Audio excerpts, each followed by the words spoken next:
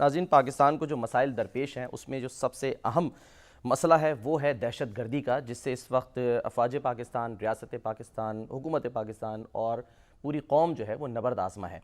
और इस सिलसिले में हर कोई अपना किरदार अदा करने की कोशिश कर रहा है। ख़ास तौर पे अफवाज पाकिस्तान का जो किरदार है वो किसी से ढका छुपा नहीं है।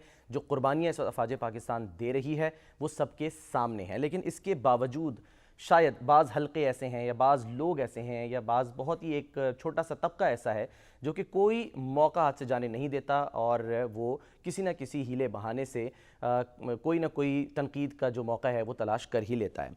बहरहाल इस वक्त पाकिस्तान जो है वो हालत जंग में है, लेकिन सबसे बड़ा सवाल ये है कि क्या तमाम स्टेक होल्डर्स इसको रियलाइज़ करते हैं, इसको समझते हैं कि वाकई हम इस वक्त हालत जंग में हैं, क्या वो सब ऑन बोर्ड हैं? क्योंकि अगर हम एक सूबे की बात करें बलूचिस्तान की, तो वहाँ पर पिछले 3 साल में हम देख रहे हैं कि एक ऐसा गवर्नेंस मॉडल अपनाने की कोशिश की गई जिससे मामलात बेहतर हुए हैं। वो गवर्नेंस मॉडल क्या है, किस तरह काम कर रहा है और क्या ये सूबा खैबर पख्तूनख्वा में भी अप्लाई इसको किया जा सकता है या किए जाने की कोशिश की जा रही है? इस तमाम तर सूरत हाल पर जो है वो हम बात करेंगे। लेकिन पहले आप ये देखें कि मरियम नवाज़ साहिबा जो कि वज़ीर आला पंजाब हैं वो मौजूद रहीं कल कोयटा में। उन्होंने एफसी हेडक्वार्टर्स का दौरा भी किया, वहाँ पर उन्होंने खिताब भी किया और बलूचिस्तान में इस वक्त दुश्मन कर क्या रहा है और किस तरह कर रहा है इसकी उन्होंने निशानदेही की है। उन्हीं की ज़बानी सुनिए कि वो क्या फरमा रहे हैं। पाकिस्तान आर्म्ड फोर्सेस, उनकी जितनी भी कुर्बानी है, शुहदा की जो कुर्बानी है, आज जिस जज्बे के साथ, जिस बहादुरी के साथ वो लड़ रहे हैं और अपने वतन अजीज़ को सिक्योरिटी, सेफ्टी प्रोवाइड कर रहे हैं ताकि हम आराम से सोएं। मैं आर्म्ड फोर्सेस की, अफवाज पाकिस्तान की कुर्बानियों को पंजाब के अवाम की तरफ से, अपनी तरफ से मैं सलूट करती हूँ। मैं अभी IGFC साहब को कह रही थी कि कोई दुश्मन, कोई पाकिस्तान का बदतरीन दुश्मन, कोई मुखालिफ हमारा कुछ नहीं बिगाड़ सकता जब तक सब एक यूनिट की तरह, एक मुल्क की तरह, एक कौम की तरह जब तक हम इकट्ठे रहेंगे, कोई दुश्मन हमारा कुछ नहीं बिगाड़ सकेगा। और आज जब मैं ये देख रही थी तो मुझे ये एहसास हो रहा था कि दुश्मन बहुत तैयारी के साथ आए, दुश्मन बहुत स्ट्रैटेजी के साथ आए और वो बड़ा स्ट्रेटेजिकली हमारे मुल्क में अटैक कर रहा है, हमारे मुल्क को कमज़ोर करने की साजिश कर रहा है। अब वो वक्त आ गया है कि स्याह को स्याह कहा जाए और सफ़ेद को सफ़ेद कहा जाए कि बलूचिस्तान तन्हा नहीं है, बलूचिस्तान अकेला नहीं है। पंजाब हर लम्हा बलूचिस्तान के साथ खड़ा है। आप अवाम के लिए लड़ रहे हैं, इस धरती के लिए लड़ रहे हैं, इस मुल्क के लिए लड़ रहे हैं और अपनी जानें कुर्बान कर रहे हैं। वज़ीर आला बलूचिस्तान सरफराज बुगटी साहब जो हैं वो आज जो असम्बली है उसके फ्लोर पर फरमा रहे थे। उन्होंने कहा कि जी हमने सियासी डायलॉग से कभी इनकार नहीं किया, लेकिन साथ ही उन्होंने ये भी कहा कि दहशत गर्दी को लेकर पाकिस्तान में एक कन्फ्यूजन है, यानी अपीज़मेंट की बात वो बार बार करते रहे हैं। नेशनल एक्शन प्लान पर अमल दरामद भी किया जा रहा है। शामी साहब, सर क्या अब भी कोई कन्फ्यूजन है? जो मरियम नवाज़ साहिबा कह रही हैं कि वक्त आ गया कि हमें स्याह को स्याह, सफ़ेद को सफ़ेद कहना होगा, तो फिर वो कौन सा कन्फ्यूजन है जिसका इशारा सरफराज बुगटी साहब करते हैं और बार बार करते रहें? देखें, अब तो चीज़ें बहुत वाज़ेह हो गई हैं। अब बलूचिस्तान में जो लोग रियासत से बरसर पैकार हैं, अब अगर मगर की बात तो रही नहीं, लच्चों के चनाचे की बात रही है।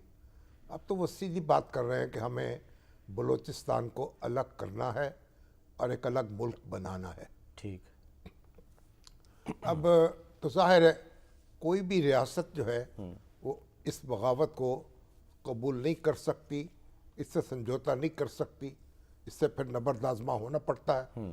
और अल्हम्दुलिल्लाह इस वक्त बलूचिस्तान में जो हमारे सरफराज बुगटी साहब हैं वज़ीर आला, बड़े पूरे यानी एक बिल्कुल जज्बे के साथ और पूरी कमिटमेंट के साथ वो खड़े हैं और बड़े ऐसे इक़दाम कर रहे हैं जो इससे पहले नहीं हुए। सही। यानी बलूचिस्तान जो है वो उसमें हर जगह पुलिस की अमलदारी नहीं थी। जी हाँ। A और B एरिया वहाँ लेवीज थी। लेवीज जो हैं सरदारों के लश्कर होते हैं, वो उनको सामने जवाबदेह होते हैं, वो ढीली ढाली पुलिस होती है।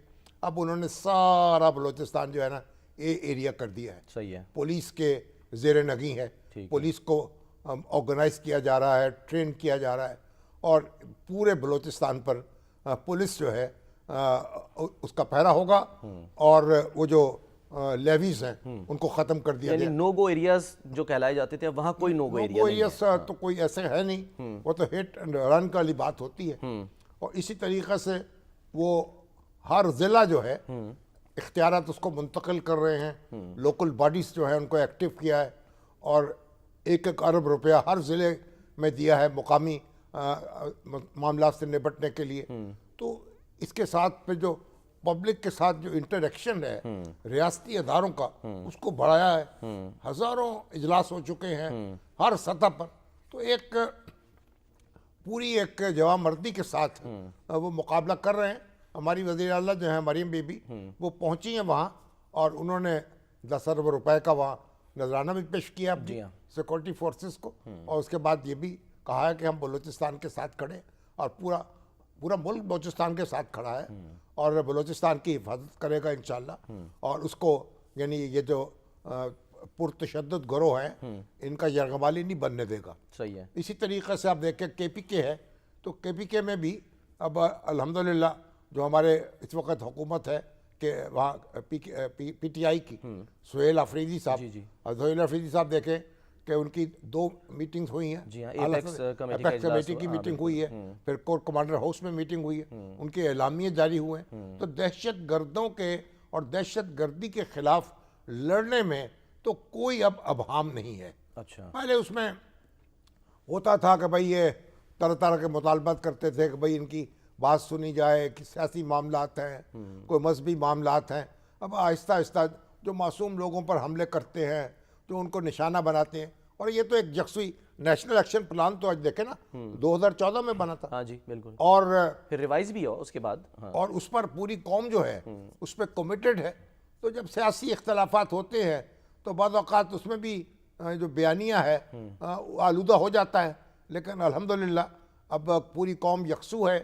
और ये अफवाज पाकिस्तान जो है ये वो अपनी लड़ाई नहीं लड़ रही, ये हमारी लड़ाई लड़ रही है, ये हमारी हिफाजत कर रही है। ठीक है। ये कोई इनका कोई जाती मामला नहीं है।